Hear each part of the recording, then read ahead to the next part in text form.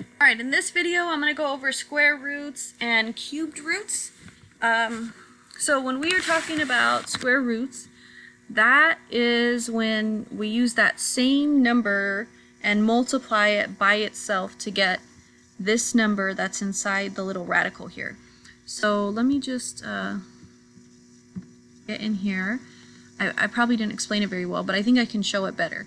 So we have our little radical sign, square root of 9, and if we say that that equals x, that would be x to the second power. So essentially x times x is equal to 9.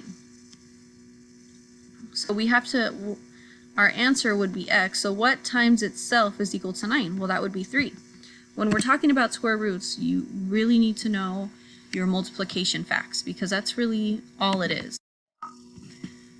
The next one here, so the square root of 121, so same thing, square root of 121, so I'm trying to find what times itself is going to give me 121. That would be 11. 11 times 11 is 121. Okay, so 11 times 11 equals 121.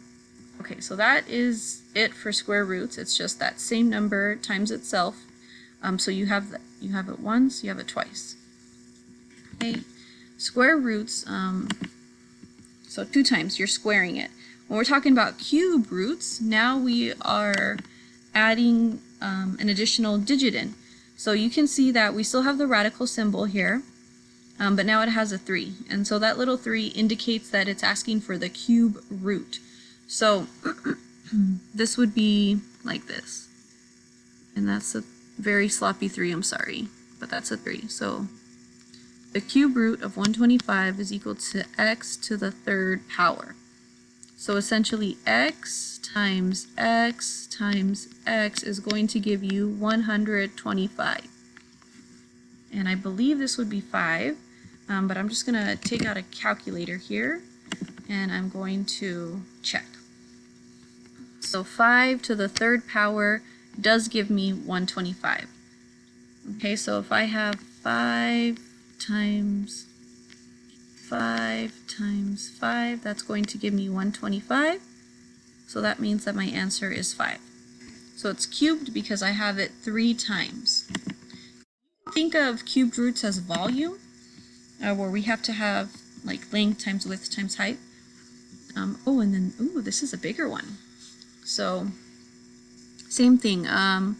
What times itself 3 times here is going to give me 1,728. Okay, so I'm going to use my calculator here. Okay, so maybe I have, I'm going to start with 15. That would be almost double. So let's try with 11. Oh, now I need a little bit more. Okay, so 12. There we go. So 12 times 12 times 12. 12 times 12 times 12 gives me 1,728.